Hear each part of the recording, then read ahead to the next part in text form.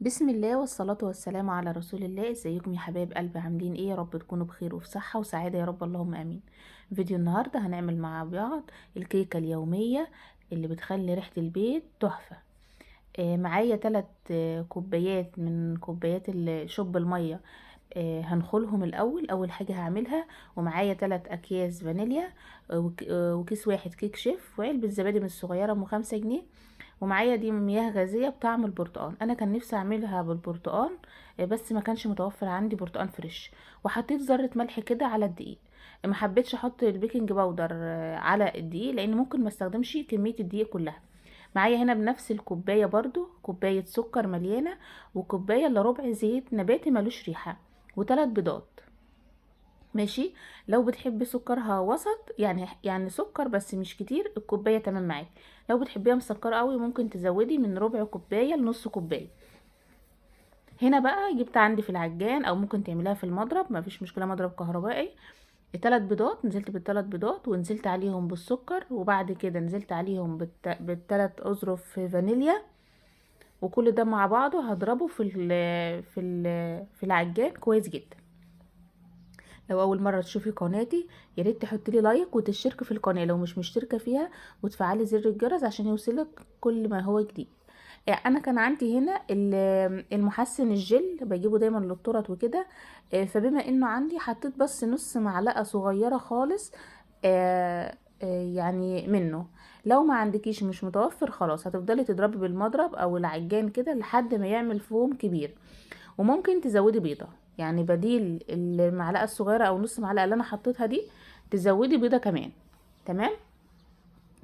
هنا بقى خلاص انا عمل فوم جميل معايا. بصراحة المحسن ده بيخلي الفوم حلو او متماسك. مش متوفر، ما توقفيش نفسك. يا تكتفي بال3 بيضات، يا اما ممكن تزودي بيضة. ولو اكتفيتي بال3 بيضات طبعا هتحطي الدقيق على قد المناسب للوصفة. هنا بعد كده نزلت بشوية من الزيت. ونزلت بكوباية الزبادي، بعلبة الزبادي دي. والعجان شغال، هبدأ انزل الزيت شوية شوية. وصفة سهلة وبسيطة وكيكة يومية، انا كان نفسي فيها اخلي البيت الصبح كده ريحة كيك البرتقال، قمت عملتها. على ما الولاد جم من المدرسة كنت خلصتها وجهزتها، وجم اكلوا منها على طول. هنا بقى المياه الغازية انا جبتها بالبرتقال، بس بصراحة انا بفضل عصير البرتقال الفريش.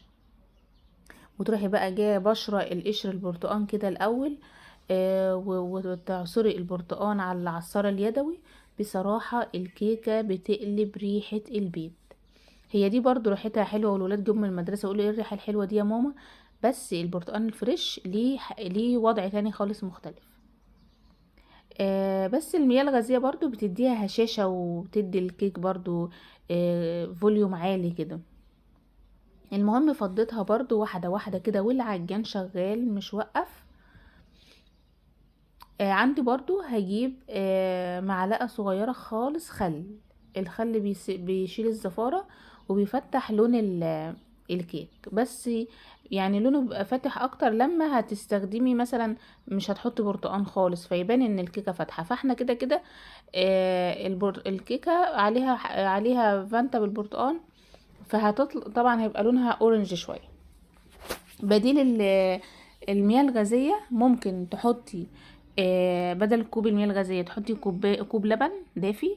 ممكن لو مش عندك لبن حليب، ممكن كوبايه ميه دافيه تدوبي فيها معلقتين لبن بودره وتحطيها عادي. هنا بقى بدأت انزل بالدقيق واحده واحده، واقلب بالمضرب اليدوي في نفس الاتجاه. ماشي. في النص كده بقى هبدأ احط باكت الكيك شيف. ما رضيتش احط على الدقيق طبعا، قلت لكم لان ممكن انا فعلا مش هستخدم الدقيق كله. وهنا عندي معلقه كبيره هرميه نشا. تمام. هضرب كل ده، وانا واخده بالي من القوام علشان خاطر ما يتقلش مني، وبرضه عشان ما يبقاش خفيف. لقيت نفسي الكيك الخليط محتاج حبه، حطيته. هنا بقى بوريكم انه فاضل 3 معالق دول. لو انت كنت حطيتي البيضه الرابعه ما كانش هيفيد طبعا ال3 معالق. هنا القوام عندي اصبح جاهز وهش. جبت طبعا صينيه، دي انا عندي ال3 صواني، دي اكبر صينيه في ال3 صواني. انا ما بحبهاش عاليه قوي علشان خاطر الولاد تعرف تمسكها وتاكلها. لو انت بتحبيها عاليه قوي حطيها في الصينيه التانية، المقاس رقم 2. دي اكبر مقاس في ال3 صواني. المهم بنزل الخليط كله كده وبمسحه بالسباتولا عشان ما يطلعش فيه حاجه. عايزين يعني كل تنتوفه نستخدمها. هنا بقى هجيب خله وابدا اعمل كده، بس منزلش القاع الصينيه، وافضل اعمل فيها كده ورايح جاي. وبعد كده هدبها دبتين في الفتره دي. بقى الفرن شغال وسخن، يعني الفرن انا من ساعه ما شغلت المضرب العجان رحت فاتحه الفرن، وهي شغاله مع نفسها كده. رحت مشغله الفرن من تحت، ما شغلت الشوايه ولا حاجه، شغلت الفرن من تحت وخليته عالي. طول ما انا شغاله فيها بكده بدات بقى حطيت الشبكه في نص الفرن وحطيتها على الشبكه. وهديت بقى النار، خليتها ايه يعني ايه وسط مايله للهادي. فضلت معايا بعد ما يعدي 30 دقيقه بالظبط تبداي تشوفيها، تختبريها كده بالخله. طلعت نظيفه خلاص كده الكيك جاهز. طيب طلعت لسه فيها ملزقه سنه، سيبيها كمان 5 دقايق وارجعي جربي تاني. لو لقيتي وشها اخد لون معاكي خلاص. انا هنا وشها كان في حته يعني واخده لون، بس في حته فيها ما كانتش واخده نفس اللون، ففتحت الشوايه وانا واقفه وما قفلتش الفرن علشان خاطر ما انساهاش وتنشفش مني. اخدت اللون الجميل ده. ما كملش بالظبط، ما كملتش 10 ثواني الشوايه. المهم بقى انا بحبها بعد ما تقفلي بقى عليها سيبيها في الفرن كمان 5 دقايق او 10 دقايق عشان ما تهبطش منك. يعني مش طلعها من الفرن تروحي هوب على طول مطلعاها بره، لا. انا الولاد جم من المدرسه شموا الريحه ما استحملوش ان هم ما استحملوش ان هم ما ياكلوهاش. فبصراحه رحت سايباها في الفرن 5 دقايق وانا فاتحه الفرن عشان تهدى بسرعه. شايفين البخار لسه طالع منها ازاي سخن. انا عن نفسي بحب اكلها وهي بعد ما تبرد، يعني بعد ما يعدي ساعتين 3 كده 4 احب قوي اكلها وهي بارده. بس بما اني انا كنت حابه افطر بيها، فطبعا طلعت كام قطعه كده على الطبق تهدى شويه على ما اعمل كوبايه الشاي المتينه. شايفين هشه من جوه ازاي؟ والله العظيم تحفه. بقى دي يعني كيك جاهز او نايتي، عارفين النايتي؟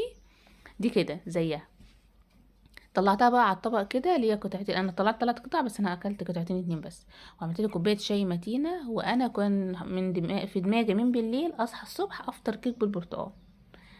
ربنا يحسن ما بين ايدينا وايديكم يا رب، ويوسع علينا وعليكم، اللهم امين يا رب العالمين. ما تنسنيش بقى في اللايك والاشتراك في القناه، واشوفكم على خير في فيديوهات تانية جديده ان شاء الله باذن الله. ربنا يحسن ما بين ايدينا وايديكم يا رب، واشوفكم على خير ومع الف سلامه.